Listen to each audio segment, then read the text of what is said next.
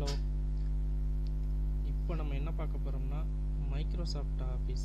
இந்த Microsoft office வந்து எல்லா ஆர்கனைசேஷன்லையும் ஒர்க் பண்ணுவாங்க. அப்போ அப்படி இருக்கிறதுனால நம்ம எந்த டிபார்ட்மெண்ட்டில் ஒர்க் பண்ணாலுமே இந்த மைக்ரோசாஃப்ட் ஆஃபீஸ் நம்ம லேர்ன் பண்ணிக்கிட்டா நமக்கு எந்த ஒரு ரிப்போர்ட் ரெடி பண்ணுறதா இருந்தாலும் சரி, இல்லை நம்ம வேறு எதுவும் வேர்டு ரெடி பண்ணுறதா இருந்தாலும் டாக்குமெண்ட் ரெடி பண்ணுறது சரி, ஒரு ஃபினான்ஷியலாக அனலைசிஸ் பண்ணுறது, இது போல் நிறைய இருக்குது இந்த மைக்ரோசாஃப்ட் ஆஃபீஸில். ஸோ நமக்கு தேவையானதை நம்ம இதில் ரெடி பண்ணிக்கிடலாம். நம்ம நார்மலாக நம்ம ஒரு டிகிரி படித்து வச்சுருக்கிற மாதிரி இதை நம்ம கற்றுக்கிட்டால் நம்மளுக்கு உதவியாக இருக்குது.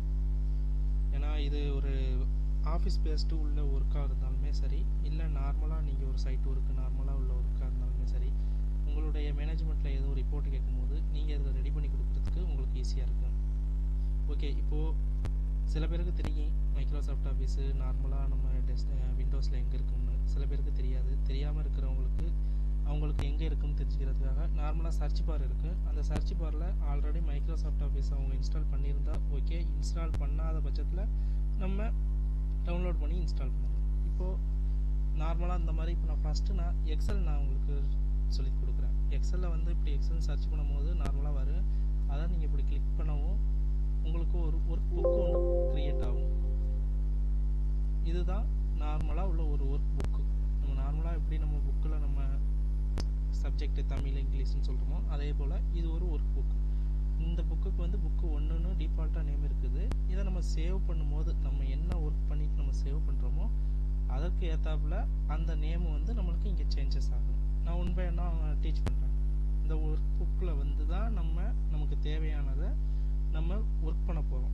ஸோ இங்கே கீழே இருக்கிறது எல்லாமே ஷீட்டு. நம்ம புத்தகத்தில் எப்படி நம்ம பக்கங்கள்னு இருக்கிற மாதிரி இங்கே கீழே இருக்கிறது எல்லாமே ஷீட்டு. இந்த ஷீட்டு நமக்கு தேவையான ப்ராஜெக்டில் நம்ம எந்த ஒரு தேவைக்கு நம்ம அப்டேட் பண்ணுறோமோ அதை எல்லாத்தையுமே கீழே உள்ள ஷீட்டில் வந்து அவங்களுடைய ரெக்யூட்மெண்ட்டை அப்டேட் பண்ணுவாங்க. இப்போது ஆல்ரெடி இந்த மைக்ரோசாஃப்ட் ஆஃபீஸை பற்றி ஒரு நார்மலாக ஒரு கிளான்ஸ் ஒன்று பார்த்துருவோம். இது எந்தெந்த பர்பஸ்க்காக யூஸ் பண்ணுறாங்க ஆர்கனைசேஷனில், இது எல்லாத்தையுமே நான் உங்களுக்கு ஒரு கிளான்ஸ் மாதிரி சொல்கிறேன். இது டேட்டா என்ட்ரி என்ற ஆர்கனைசேஷன். நார்மலாக ஒரு டேட்டா என்ட்ரி ஒர்க்கில் இது இருக்கும். ஆர்கனைசேஷன் எல்லா விதமான ஆர்கனைசேஷனையும் இந்த ஆஃபீஸ் மைக்ரோசாஃப்ட் ஆஃபீஸ் எல்லாமே இருக்கவே இருக்காது. அதனால் இது ஆர்கனைசேஷன்லேயும் ரன் பண்ணுவாங்க. க்ரியேட்டிங் டேபிள்ஸ், ஒரு டேபிள்ஸ் நம்மள்கிட்ட க்ரியேட் பண்ண சொல்கிறாங்களா, ஒரு எம்ப்ளாயி டீட்டெயில்ஸும் சரி, ஒரு மேனேஜ்மெண்ட் டீட்டெயில்ஸில் அவங்க கொடுக்கக்கூடிய பிஸ்னஸுக்கு நேச்சர் ஆஃப் பிஸ்னஸுக்கு தோதா நம்ம டேபிள் க்ரியேட் பண்ணிக்கலாம். Maintain report, student data, overall nature of பிஸ்னஸை பொறுத்த வரைக்கும் நம்ம அதுக்கு தோதா நம்ம க்ரியேட் பண்ணுற மாதிரி இருக்கும். Inventory and contacts like this extra இருக்குது. அடுத்து சார்ட்டிங் அண்டு ஃபில்டரிங் டேட்டா அந்த பர்பஸ்க்கு யூஸ் பண்ணுவாங்க. உதாரணத்துக்கு ஒரு 10,000 டேட்டா இருக்குதுன்னா அந்த 10,000 டேட்டாலையும் நமக்கு அசோக்கு, ஜிப்ரான் இந்த மாதிரி நிறைய பேர் மிக்சிங்கில் இருக்கும்போது ஏபிசிடியில் உள்ள லெட்டர் நம்ம அதை சார்ட் பண்ணி அலைன் பண்ணுறதுக்கு அந்த சார்ட்டிங் அண்டு ஃபில்டரிங் டேட்டா நம்மளுக்கு யூஸ்ஃபுல்லாக இருக்குது. ஷார்ட் டைமிங்லேயே நம்ம இந்த வேலையை முடிக்க முடியும். தென் கால்குலேஷன் அண்டு ஃபார்முலாஸ். கால்குலேஷன், இந்த கால்குலேஷன் நார்மலாக நம்ம மேத்தமெட்டிக்ஸில் உள்ள பேசிக் கால்குலேஷனாக இருந்தாலும் சரி, இல்லை நம்ம ஒவ்வொரு டிபார்ட்மெண்ட்டுக்கு டிஃப்ரெண்ட் விதமாக இருக்குது கால்குலேஷன். இப்போது இன்ஜினியரிங்கை பொறுத்தவரையும் அதுக்கு ஒரு விதமாக இருக்குது, அக்கௌண்ட்ஸை பொறுத்தவரையும் அவங்களுக்கு ஒரு விதமாக இருக்குது கால்குலேஷன். மெடிக்கல் டிபார்ட்மெண்ட்டை பொறுத்தவரையும் அவங்களுடைய ஃபார்முலா அப்ளை பண்ணி ஏதாவது ஒரு கால்குலேஷன் கிரியேட் பண்ணுவாங்க. அப்போது அந்த தேவைக்கு நம்ம யூஸ் பண்ணிக்கலாம். Financial calculation, EMI, every month instalment, interest, profit and loss, ஒரு ஆர்கனைசேஷன் லாஸில் போகுதா ப்ராஃபிட்டில் போகுதா, எண்ட் ஆஃப் இயரில் வந்து நம்ம அனலைசிஸ் பண்ணி அதை நம்ம தீர்வு பண்ணுறதுக்கு ப்ராஃபிட் அண்ட் லாஸ் இருக்குது. லாஜிக்கல் ஃபங்க்ஷன், இந்த லாஜிக்கல் ஃபங்க்ஷன் நம்ம ஒன் பை ஒன்னாக சொல்லும்போது உங்களுக்கு ஈஸியாக இருக்குது. இஃப் ஸ்டேட்மெண்ட் இருக்குது. நம்ம ஒரு கண்டிஷன் வந்து நம்ம க்ரியேட் பண்ணி அந்த கண்டிஷன் வந்து அதுக்கு உட்படும் போது தான் அது நம்மளுக்கு இப்போ எக்ஸிக்யூட் ஆகணும். அது இந்த கண்டிஷனுக்கு அது உட்படாத பட்சத்தில் அது நாட் எக்ஸிக்யூட் ஆகணும். ஸோ நமக்கு என்ன ரெக்யூட்மெண்ட் தேவையோ அதுக்கு நம்ம கண்டிஷன் க்ரியேட் பண்ணுறது. நார்மலாக நம்ம எக்ஸாம்பிள் சிம்பிளாக சொல்ல போனால் நம்ம 35 மார்க் எடுத்தால் பாஸ்ன்னு இருக்குது. அந்த 35 மார்க் எடுக்கலைன்னா பாஸ் இல்லை, ஃபெயிலு. அப்போ அது எல்லாத்தையுமே ஒரு கண்டிஷனல் ஃபார்மேட்டில் க்ரியேட் பண்ணி தான் ஒரு சிஸ்டத்தில் பண்ணுவாங்க. நம்ம மேனுவலாக பண்ணுறதை விட சிஸ்டத்தில் பண்ணும்போது அக்யூரேட்டாக இருக்கும். ஸோ இந்த மாதிரி இஃப் ஸ்டேட்மெண்ட் பண்ணி தான் லாஜிக்கல் ஃபங்க்ஷன் யூஸ் பண்ணி தான் ஒவ்வொரு இதுலேயும் பண்ணுவாங்க. டேட்டா அனாலிசிஸ் பொறுத்தவரைய ஒரு ஆர்கனைசேஷனில் 1 lakh எம்ப்ளாயி ஒர்க் பண்ணுறாங்கன்னா எக்ஸாம்பிள், அப்போ அந்த 1 lakh டீட்டெயிலையும் நம்ம வித்தின் ½ an hour நம்ம கிளியர் பண்ணுறதா இருந்துச்சுன்னா அதுக்கு டேட்டா அனலிசிஸ் நம்ம யூஸ் பண்ணணும். Pivot tables, data validation, if analysis, statistical analysis, அடுத்து சார்ட்டு. இப்போ ஒரு ஒர்க்கு எப்படி போய்கிட்டு இருக்குது, எந்த அளவில் ஃபுல்ஃபில் ஆகிருக்குது, எந்த அளவில் முடிஞ்சிருக்குது, அது எல்லாத்தையுமே தெரிஞ்சுக்கிறதுக்கு சார்ட்டு தான் நம்ம யூஸ் பண்ணுறது. இப்போது சார்ட்டை பொறுத்தவரை நம்ம நார்மலாக காலேஜ்லேயோ சரி, நம்ம ஸ்கூல்லேயுமே சரி, நம்ம டீச் பண்ணும்போது பார்த்துருப்போம். இந்த அளவில் கம்ப்ளீட்டாக இருக்குதுன்னு ஒரு ரவுண்டு போட்டு ஒரு பெர்சன்டேஜ் போட்டிருப்பாங்க. இந்த பெர்சன்டேஜில் கம்ப்ளீட்டாக இருக்குது, இந்த பெர்சன்டேஜில் கம்ப்ளீட் ஆகலை, இந்த அளவில் பெண்டிங் இருக்குது. அது எல்லாத்துக்குமே டிஃப்ரெண்ட் டைப்ஸ் ஆஃப் சார்ட் இருக்குது. Line chart, by chart, dashboard, இந்த மாதிரி டிஃப்ரெண்ட்டாக இருக்குது. நமக்கு எது நமக்கு தேவையாக இருக்குதோ அதே மாதிரி நம்ம அதை யூஸ் பண்ணிக்கலாம். அடுத்து பிஸ்னஸ் அண்ட் அக்கௌண்டிங், பட்ஜெட் பண்ணுறது. ஒரு தனிப்பட்ட ஒரு நபருடைய பட்ஜெட்டிங்கையும் நம்ம இந்த எக்ஸலில் யூஸ் பண்ணலாம். இப்படி எக்ஸலில் யூஸ் பண்ணுறதுனால என்னென்ன அட்வான்டேஜ்னால், நம்ம மேனுவலாக ரிட்டர்ன் பண்ணும்போது இன்கேஸ் எதுவும் மிஸ்டேக் எதுவும் ஏற்பட்டுச்சுன்னா அதை நம்ம ஃபைண்ட் அவுட் பண்ணுறதுக்கு டிஃபிகல்ட்டாக இருக்குது. நம்ம 1 by 1 பார்ப்போம். மீன்வைல் நம்ம ஒரு எக்ஸலில் பண்ணும்போது நம்ம எதுவும் மிஸ்டேக்கே பண்ணாலுமே அதை நம்மளுக்கு ட்ராக் பண்ணுறதுக்கு ஈஸியாக இருக்குது. ஸோ இதை நம்ம ஃபியூச்சரில் நம்ம எப்போ எடுத்து பார்த்தாலுமே அது நம்ம ரெஃபரன்ஸுக்கு சரி, நம்ம எந்த ஒரு டீட்டெயிலுமே சரி நம்ம பார்த்துக்கிடலாம். ஏன்னா இப்போ உள்ள காலகட்டத்தில் எல்லாமே டிஜிட்டலாக இருக்கிறதுனால நம்ம எங்கே வேணால் நம்ம க்ளவுட்லேயும் சரி, நம்ம தனிப்பட்ட ஒரு மெமரி கார்டோ சரி, ஹார்ட் டிஸ்கோ சரி, எதுலேயுமே ஸ்டோர் பண்ணி வச்சுருக்கலாம். இப்போ உள்ள பேரோல் மேனேஜ்மெண்ட்டு ஹெச்ஆர் ரிலேட்டடாக உள்ளது. இன்வாய்ஸ் கிரியேஷன், நார்மலாக ஒரு சின்ன ஸ்மால் ஷாப்பாக இருந்தாலுமே அவங்கள்ட்ட ஒரு இஆர்பி சிஸ்டமோ இல்லை ஒரு அப்ளிகேஷனோ இல்லாத பட்சத்தில் இன்வாய்ஸ் கிரியேஷன் நம்ம பண்ணலாம். ஃபினான்சியல் ரிப்போர்ட்டிங்கு, நான் அக்கௌண்ட்ஸ் டிபார்ட்மெண்ட்டில் உள்ளவங்களுக்கு அந்த பேலன்ஸ் ஷீட்டு அது எல்லாமே இந்த ஃபினான்சியல் ரிப்போர்ட்டிங்கில் இன்க்ளூட் ஆகும். ஆட்டோமேஷன் மேக்ரோஸ் அண்ட் விபிஏ வந்து அட்வான்ஸ்டு லெவல். இப்போ ஒன்ஸ் எக்ஸல் நீங்கள் லேர்ன் பண்ணி முடித்ததுக்கு பிறகு அட்வான்ஸ்டு லெவல் நம்ம போகிறதா இருந்தால் மேக்ரோஸ் அண்ட் விபிஏ. இது சின்னதாக கொஞ்சம் டிஃபிகல்ட்டாக இருக்குது. இந்த 2 டிஃப்ரெண்ட் என்னென்னா, ஒரு ஒர்க்கை ரிப்பீட்டடாக பண்ணுறோம். இப்போ பண்ண ஒர்க்கே திரும்ப ரிப்பீட்டடாக நம்ம பண்ணிக்கிட்டு இருக்கிறதுக்கு ஒரு நார்மலாக ஒரு சின்ன ஒரு ப்ரோக்ராம் மாதிரி எழுதி வச்சு நம்ம அதை ஆட்டோமேட்டிக்காக நம்ம பண்ணுறதுக்கு, அதை நம்ம ப்ரொசஸ் பண்ணுறதுக்கு தான் ஆட்டோமேஷன் நம்ம இருக்குது.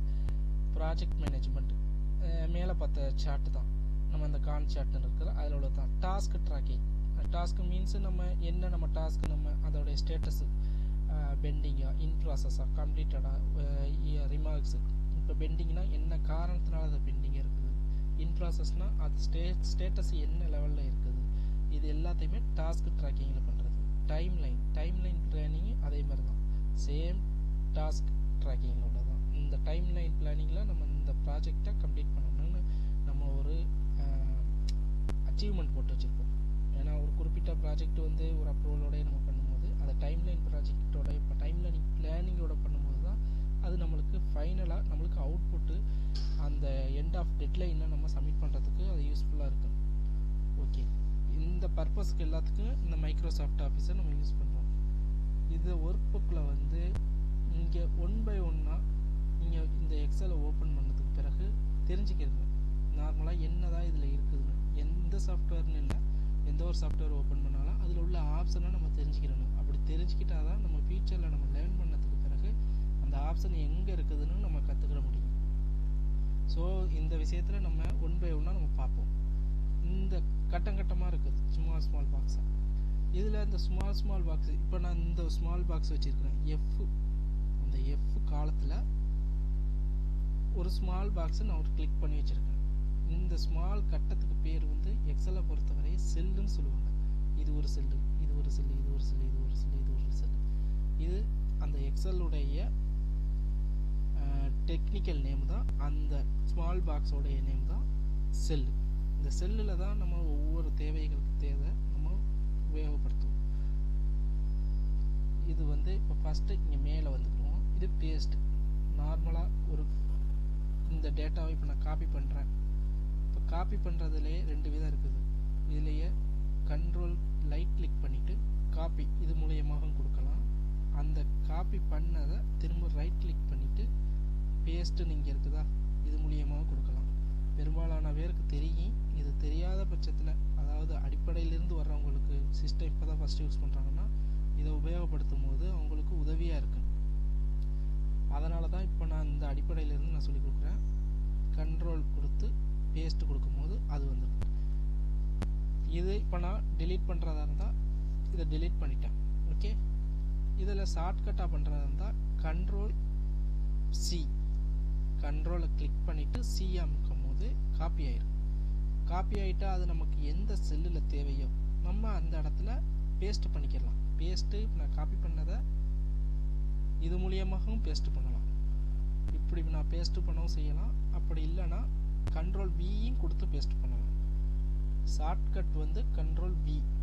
ஒரு இதை காப்பி பண்ணதை இன்னொரு இடத்துக்கு பேஸ்ட் பண்ணுறதுக்கு ஷார்ட்கட்டு கண்ட்ரோல் வி. காப்பி பண்ணுறதுக்கு கண்ட்ரோல் சி. சேவ் பண்ணுறதுக்கு இந்த டாக்குமெண்ட் நான் ஒர்க் பண்ணுறேன். இது புக்கு. ஃபஸ்ட்டு நான் உங்கள்கிட்ட சொன்னது புக்கு. இதை ஒரு புக்குன்னு தான் சொல்லுவாங்க, ஒர்க் புக்கு. ஸோ இதை நான் சேவ் பண்ணுறதா இருந்துச்சுன்னா 2 டைப்ஸ் ஆஃப் நம்ம சேவ் பண்ணலாம். இங்கே நம்ம ஃபைலை கிளிக் பண்ணிவிட்டு நேராக போய் இங்கே சேவ்னு இருக்கா, இந்த சேவில் கிளிக் பண்ணிவிட்டு நம்ம சேவ் பண்ணலாம். எக்ஸாம்பிள் இதில் வந்து எந்த லொக்கேஷனில் சேவ் பண்ணுறோம்னா அதை நம்ம பார்த்து தெரிஞ்சுக்கிறணும்.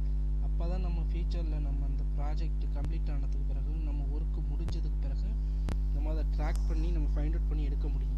நம்ம எங்கே சேவ் பண்ணோம்னு தெரியாமல் இருக்கும் பட்சத்தில் நம்ம பண்ண வேலை வந்து ஒரு உபயோகம் இல்லாமல் போகும். ஸோ இதை வந்து இப்போ நான் எக்ஸல் லேர்னிங் போடுறேன். Excel learning. ஓகே, நார்மலாக இப்போ நான் எக்ஸல் யூஸ் பண்ணுறதுனால எக்ஸல் ஒர்க் புக் அந்த டைப்பில் தான் உங்களுக்கு இப்போ நான் கண்ட்ரோல் எஸ் கொடுக்கவும் எல்லா உங்களுக்கு எம்எஸ் ஆஃபீஸில் உள்ள எக்ஸலில் வந்து நார்மலாக இருக்குது. இதை அப்படியே வச்சுட்டு சேவ் கொடுத்துட வேண்டியது. இதில் கண்ட்ரோல் எஸ் கொடுத்து சேவ் பண்ணலாம். கண்ட்ரோல் எஸ் மீன்ஸ் கண்ட்ரோலை கிளிக் பண்ணிவிட்டு நீங்கள் எஸ் கொடுக்கும் போது பிஃபோராக எப்படி பாப்பப் வந்ததோ அதே பாப்பப்பு திரும்பவும் வரும். திரும்பவும் வந்துட்டு நம்ம சேவ் கொடுக்க முடியும். எக்ஸாம்பிள் நான் இந்த ஒரு ஒர்க் புக்கில் நான் உங்களுக்கு சொல்லி காட்டுறேன். இதில் நான் ஷார்ட்கட் நான் யூஸ் பண்ணி நான் சேவ் பண்ணுறேன். கண்ட்ரோல் எஸ் கொடுக்குறேன், ஒரு பாப்பப் வருது. இந்த பாப்பப்பில் நான் நேம் வந்து நான் மாடிஃபை பண்ணிக்கிறேன். ஓகே, இது எக்ஸல் லேர்னிங் 1ன்னு நான் போட்டுக்கிறேன். இது நான் உங்களுக்கு சேவ் பண்ணுறதுக்காக நான் இந்த ஒர்க் புக்கை நான் ஷார்ட்கட் சொல்கிறதுக்காக நான்